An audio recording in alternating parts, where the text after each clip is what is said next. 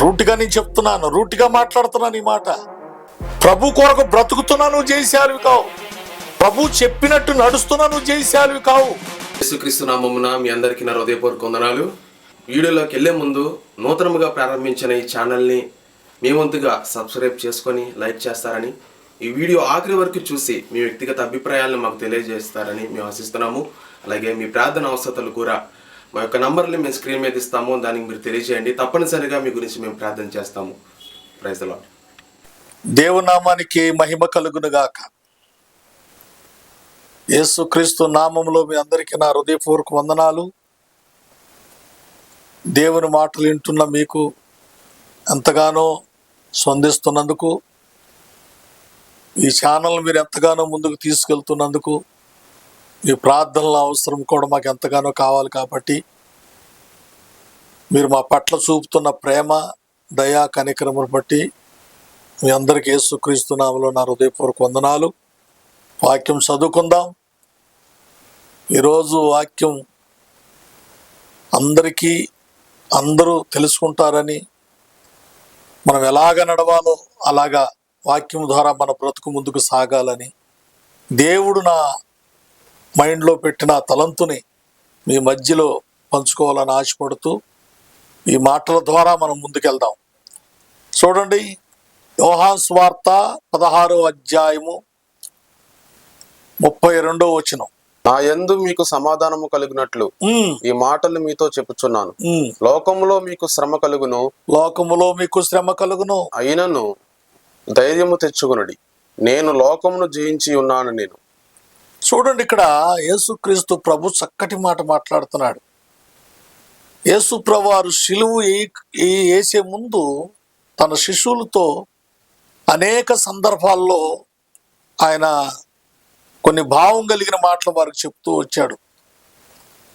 ప్రభు ఏమంటాడంటే, నా మాటల విషయం మీకు సమాధానము కలుగును గాక, మీరు ధైర్యంగా ఉండండి. శ్రమలు వస్తాయి, మీరు ధైర్యంగా ఉండండి.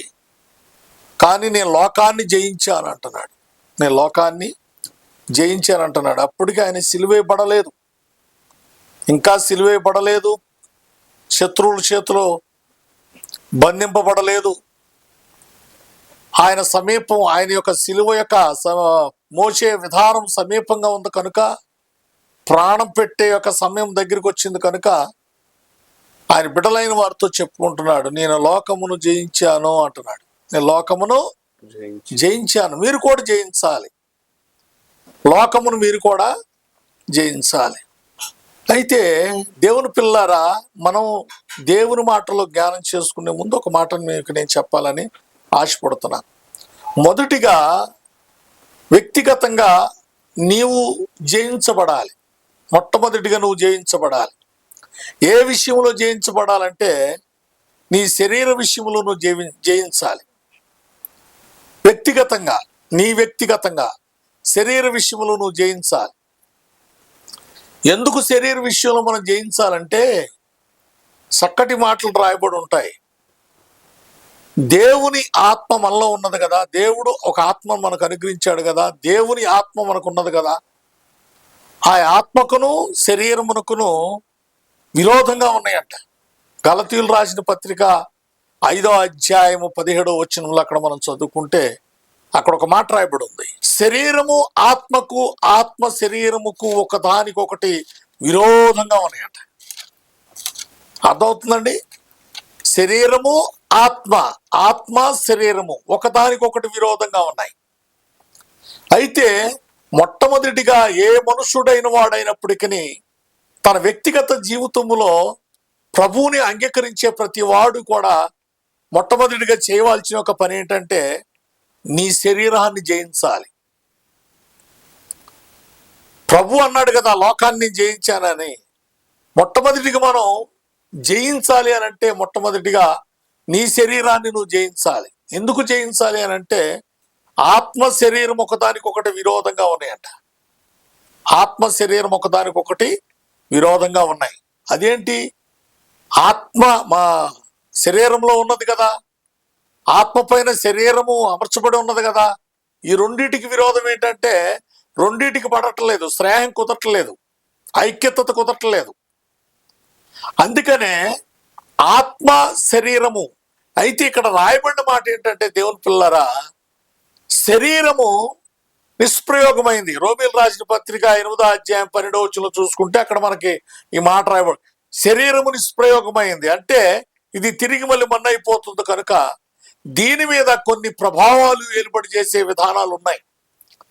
ఈ శరీరం మీద అపవాది అనేవాడు ఏలుబడి చేస్తాడు ఎక్కువ శాతం. ఆత్మ మీద వాడి యొక్క బలము పనిచేయదు. అపవాది యొక్క వారి యొక్క కుయుత్తులు మనలో ఉన్న ఆత్మ మీద పనిచేయటానికి వాడికి అవకాశం లేదు. శరీరం మీద వాడు ఉపయోగిస్తాడు. అందుకని గలతీయులు రాసిన పత్రిక 5:17 మనం ఇప్పుడు చదవబడిన మాటలు బట్టి చూసుకుంటే శరీర కార్యములు ఆత్మ కార్యములను ఉంటాయి. శరీర కార్యములు అనగా మనకు అక్కడ చదవబడిన మాటలు బట్టి తర్వాత చదవండి అవన్నీ కూడా ఉంటాయి. ఆత్మ కార్యములు కూడా ఉంటాయి. కానీ ఈ శరీరాన్ని జయించాలంటే ఎలా జయించాలి? ఎలా జయించాలి అని అంటే ఆత్మ ఫలమేమనగా అక్కడ మనం చదువుకుంటే ఆత్మ ఫలమేమనగానే మాట రాయబడి ఉంటుంది. ఆత్మ ఫలమేమనగా మొట్టమొదటి మాట ఏంటంటే ప్రేమ అన్నాడు.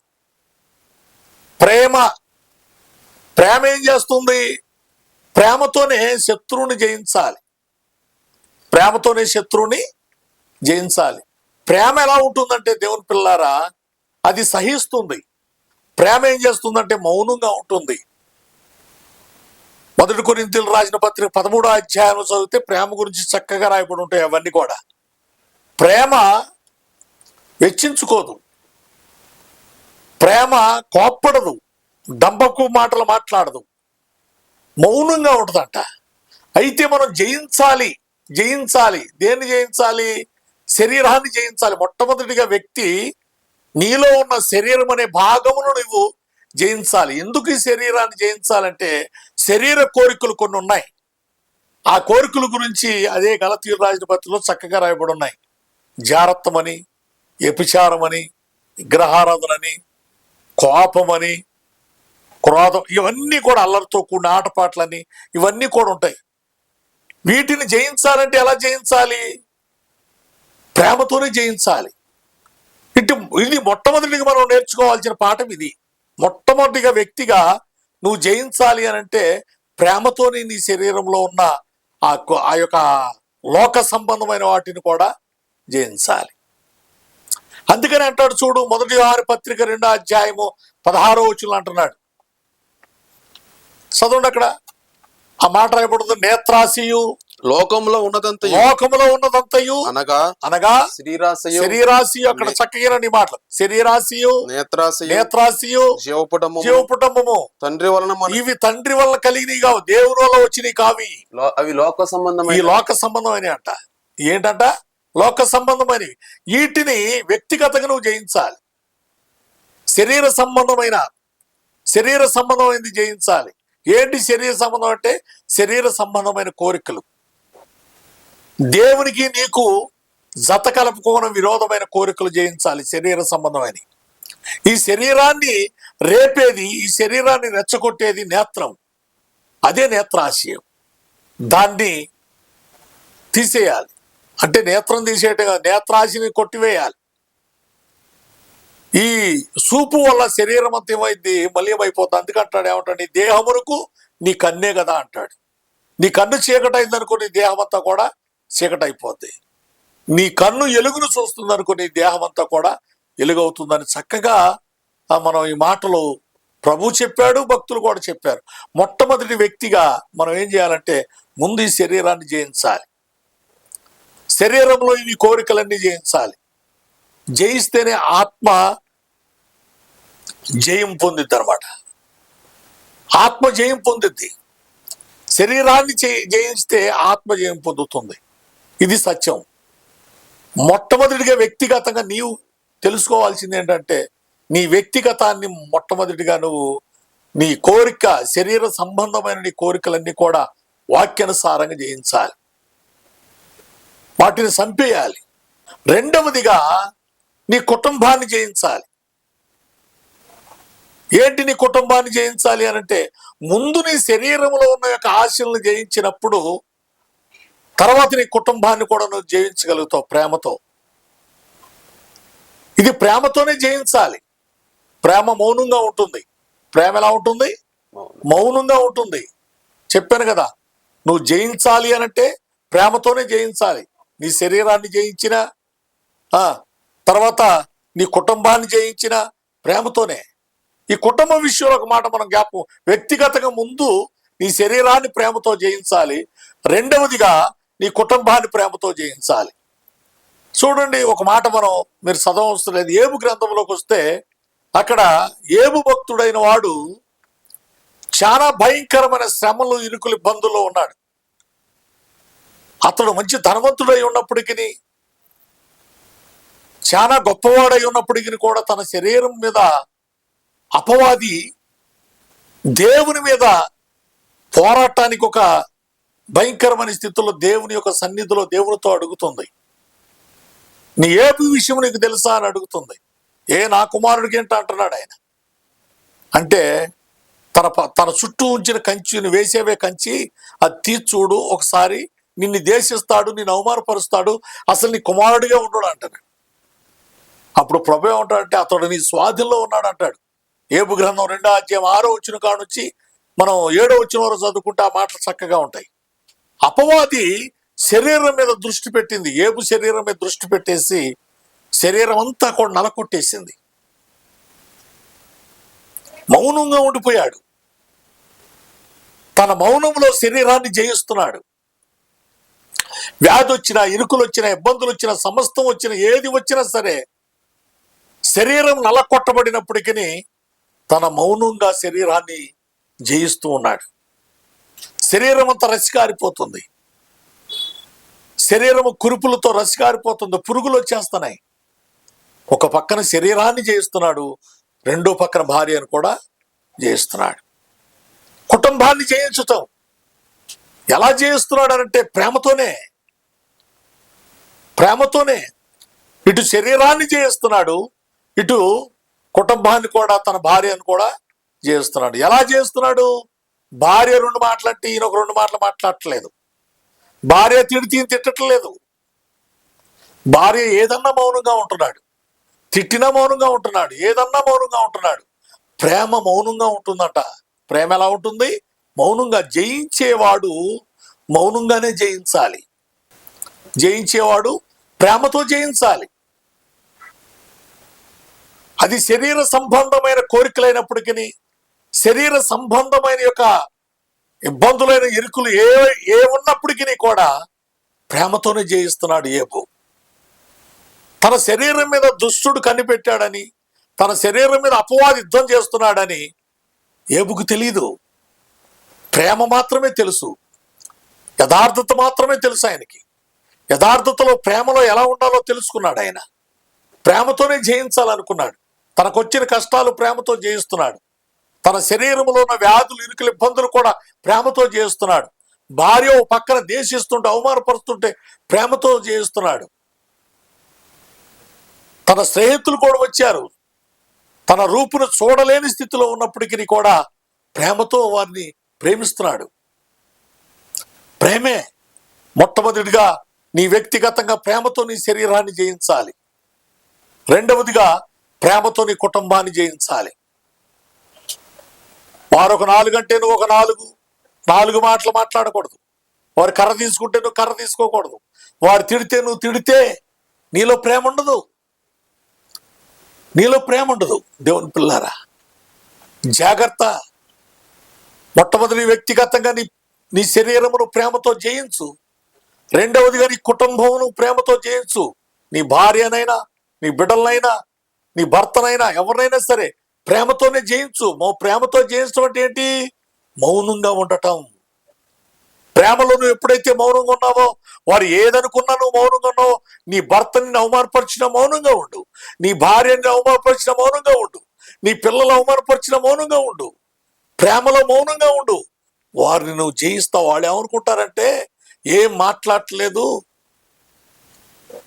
ఏమంటలేదు, ఓడిపోయాడు, ఓడిపోయింది, నేనే గెలుస్తున్నాను వాళ్ళు అనుకుంటా. లోకం అలాగే అనుకుంటాయి.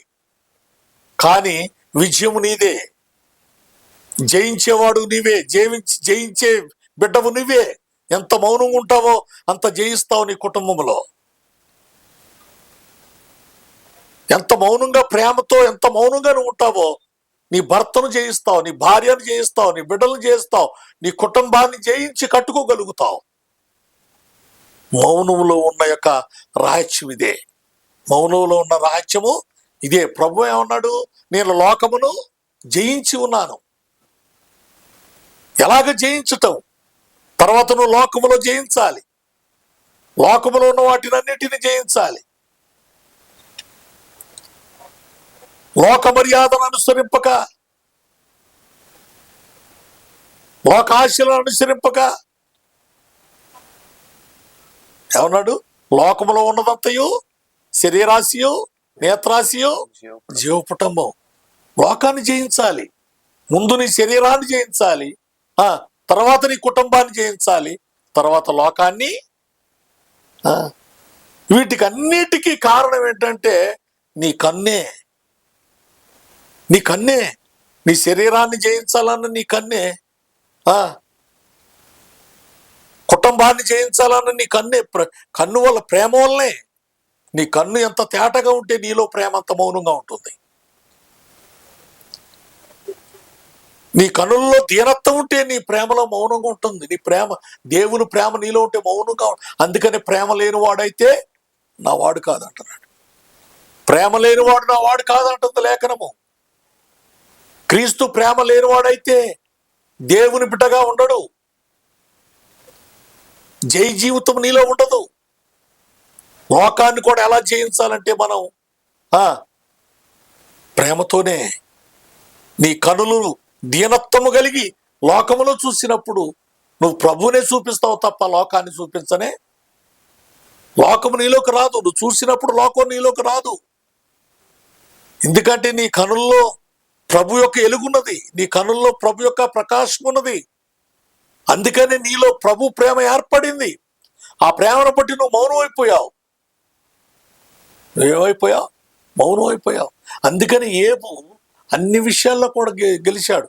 ఇటు కుటుంబ విషయంలోనూ శరీర విషయంలో కూడా ఆయన మౌనంగా ఉండి తన ప్రేమను మౌనంగా చేసుకొని గెలిచాడు. తన ప్రేమను మౌనంగా చేసుకొని గెలిచాడు. వ్యక్తిగతంగా దేవుని పిల్లరా, కొద్ది మాటలుగా నేను చెప్తున్నాను. మొట్టమొదటిగా నీ శరీరాన్ని జయించాలి ప్రేమతో, మౌనంగా ఉండి నీ శరీరాన్ని జయించాలి. రెండవదిగా నీ కుటుంబాన్ని ప్రేమలో మౌనంగా ఉండి నీ కుటుంబాన్ని జయించాలి. మూడవదిగా ప్రేమలో మౌనంగా ఉండి లోకాన్ని కూడా నీవు జయించాలి. చెప్పండి. నాలుగవదిగా ఒక మాట మనం జ్ఞాపకం చేసుకుందాం. నాలుగవదిగా ఎందుకు ఈ మాట మనం జ్ఞాపకం చేసుకున్నాం అంటే, దేవుని పిల్లారా, ప్రభు చెప్పిన మాట ప్రకారంగా మనం చేయాలి. ప్రభు చెప్పిన మాట ప్రకారంగా మనం చేయాలి. ప్రభు ఏమంటాడు చూడండి అక్కడ, అపోస్తుల కార్యములు 8వ అధ్యాయము, త్వరగా చదవండి ఆ మాట. ఆయనంట గొర్రె బొచ్చు కత్తిరించిన గొర్రె వల్లే మౌనంగా ఉన్నాడట. నోరు తెరవనవాడిగా ఉన్నాడట. ప్రవచనం యెషయా గ్రంథం 53లో ప్రవచనం, అపోస్తుల కార్యము భక్తుడైన పౌలై చెప్తున్నాడు ఈ మాట. చదవండి ఆ మాట. 32వ వచనం. 32వ వచనం. 8:32. అపోస్తుల కార్యం 8:32. అతడు లేఖన ముందు చదువుచున్న భాగం ఏదనగా, ఆయన గొర్రె వల్లే వదకు తేబడెను, బొచ్చు కత్తిరించు వాని ఎదుట గొర్రె పిల్ల ఎలాగూ మౌనముగా ఉండే. గొర్రె పిల్ల ఎలా మౌనంగా ఉంటుందో అలాగే ఆయన నోరు తెరవకుండెను. ఇది ప్రవచన భాగం. ఈ ప్రవచన భాగం గురించి మనం జ్ఞాపకం చేసుకుంటే, యేసుక్రీస్తు ప్రభు ఎన్నో అద్భుతాలు ఈ లోకానికి వచ్చి, మానవ శరీరం ధరించుకుని ఈ లోకానికి వచ్చి ఎన్నో అద్భుతాలు చేసి, ఎన్నో మహత్కార్యములు చేసి, ఆయన మాటకారి. ఆయన మాటకారి, చాలా మాటకారి. కానీ ఆయన మాటలో ప్రేమ ఉన్నది. ఆయన మాటలో మాధుర్యం ఉన్నది. ఆయన గద్దిస్తే ఆకాశం సమస్తం కూడా లోబడిపోతుంది. ఆయన మాటలో అంత బలం ఉన్నది. ఆయన మాటలో అంత శక్తి ఉన్నది. అటువంటి వాడు జయించాలి. ఎవరిని జయించాలంటే దుష్టుడును జయించాలి. దుష్టుడును జయించాలి. దుష్టుడిని జయించాలంటే యోధా ద్వారా అమ్మబడాలి. ఎందుకంటే యోధా హృదయంలో దుష్టుడున్నాడు.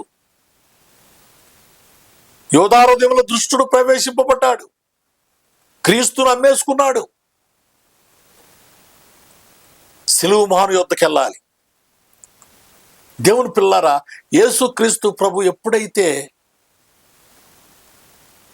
ఆయన సిలువ మరణము తెలుసుకొని లోకముని జయించి ఉన్నానని యోహాను సువార్త 16వ అధ్యాయం లాస్ట్ వచనంలో ఈ మాటలు ఎందుకు చెప్పాడు అనంటే, ఆయన మౌనంగా ఉండటానికి ఆయన ఆ మాట చెప్పాడు.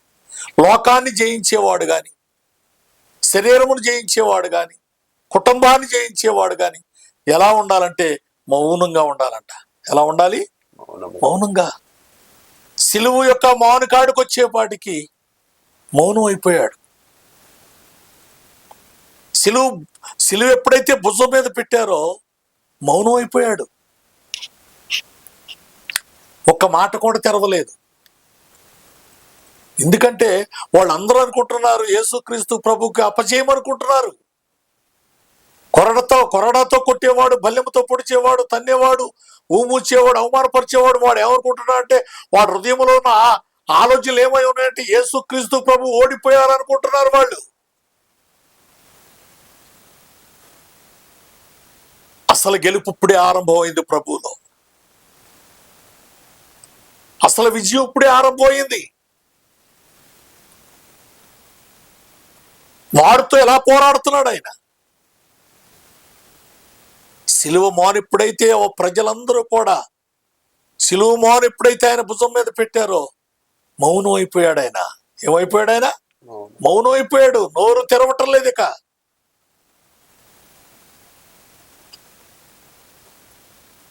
వారిని జయిస్తున్నాడు. శత్రువులు అనుకుంటున్నారు ఓడిపోయారు. యేసు ఓడిపోయాడు, క్రీస్తు ఓడిపోయాడు, యేసుక్రీస్తు ఓడిపోయాడు అని అవమానపరుస్తున్నారు, నిందలేస్తున్నారు, కొడుతున్నారు, తిడుతున్నారు, కొరడాలతో కొడుతున్నారు. ఆయన శరీరం అంతా దున్నబడిన భూమిలాగా అయిపోయిందంట. ఏమైపోయింది? శరీరము దున్నబడిన భూమి అయిపోయిందంట. ఒక్క రక్తపు పొట్టు కూడా లేకోకనా కారిపోయిందంట. అయినప్పటికీ మౌనంగానే ఉన్నాడు. అయినప్పటికీ శరీరము దున్నబడినప్పటికీ, దున్నబడిన భూమిలో ఉన్నప్పటికీ, ఆయన రూపము లేని స్థితిలో మార్చబడినప్పటికీ మౌనంగా ఉన్నాడు ఆయన. ఎందుకు ఆ మౌనం అంటే జయించటానికి. ఏంటంట చెప్పండి? జయించటానికి. ఏంటి జయించటము? మరణమును జయించటానికి. మరణమును జయించటానికి, సిలువ వేయబడిన వారందరికీ ఒక కనువిప్పు రావటానికి, ఆయన ప్రవచనము నెరవేర్పు జరగటానికి మౌనము, మౌనము, మౌనము.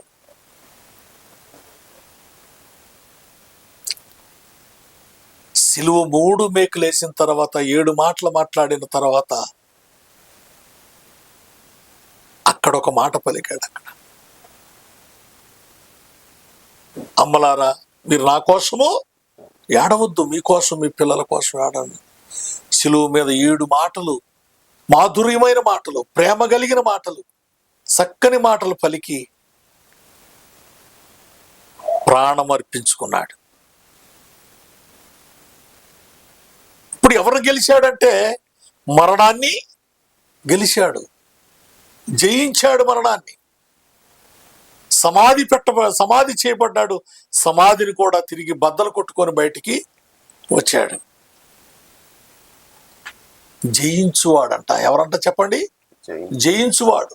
జయించువాడు ఎలా ఉంటే జయిస్తాడు? ఇప్పుడు చెప్పాలి. నీలో జయం రావాలంటే, నీ శరీరం మీద జయం రావాలంటే, నీ కుటుంబంలో జయం రావాలంటే, లోకములో నీకు జయం రావాలంటే, దుష్టుడిని జయించాలంటే నువ్వు ఎలా ఉంటే జయిస్తావు?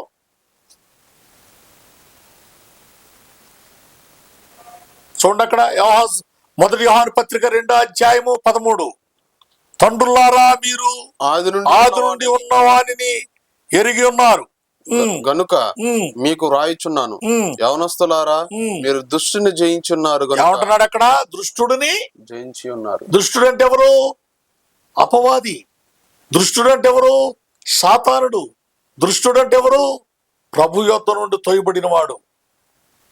ఈ దుష్టుడి యొక్క ప్రయోగం దేని మీద ఉంటుందంటే నీ శరీరం మీద, నీ కుటుంబం మీద, లోకములో వాడి యొక్క కుయుక్తులన్నీ కూడా ఉంటాయి. దుష్టుడిని జయించటం సామాన్యమైన మాట కానే కాదు. మరి దుష్టుడిని జయించాలంటే ఎలా జయించాలి? ఎలా జయించాలి?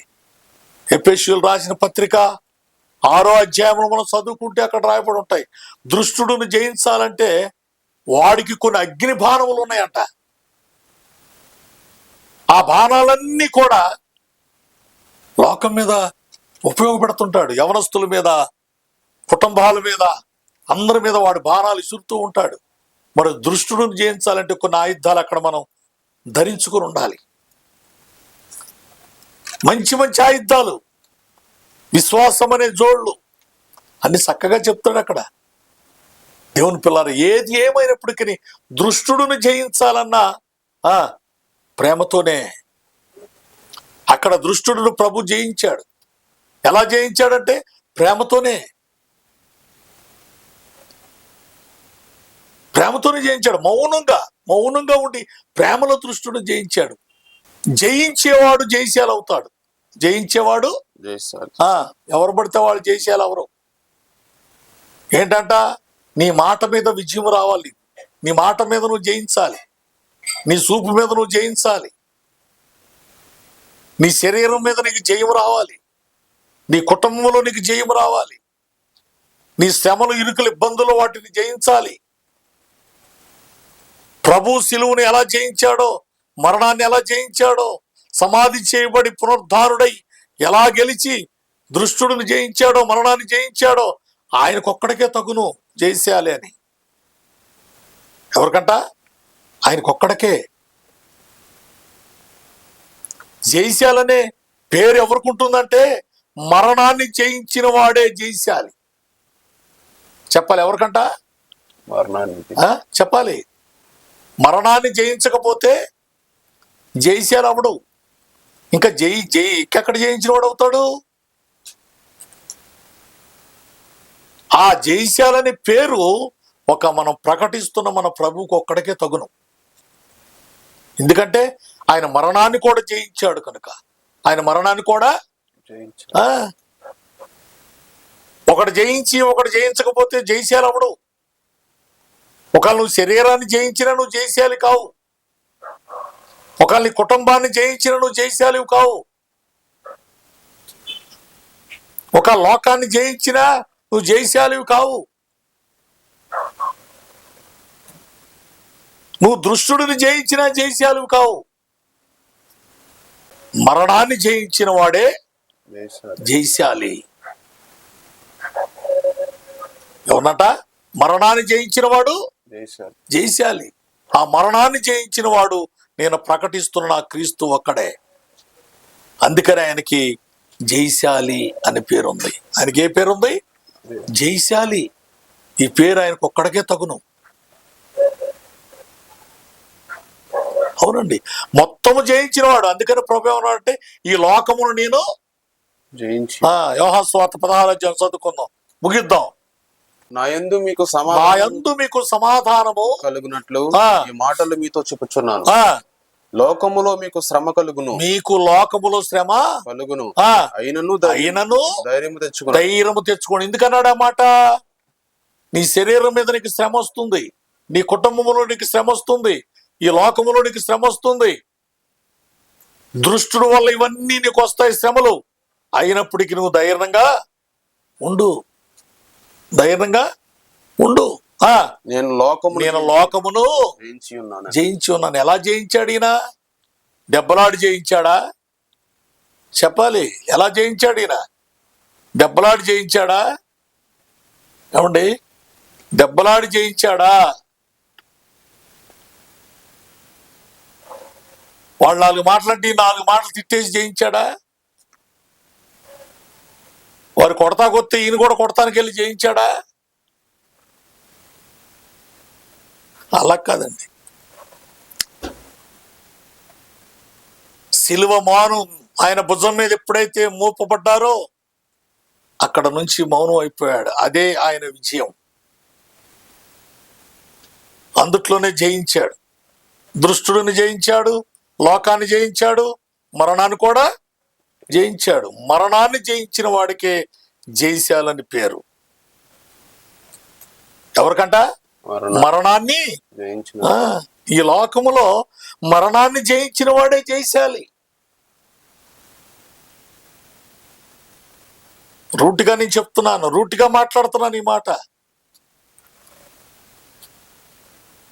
నీ శరీరాన్ని జయించినంత మాత్రాన, నీ శరీరంలో ఉన్న కోరికలు జయించినంత మాత్రాన నువ్వు జయశాలివి కావు. ఒకవేళ నువ్వు ప్రభువుని తెలిసి కూడా ప్రభు మార్గంలో యథార్థంగా నడిచినా నువ్వు జయశాలివి కావు.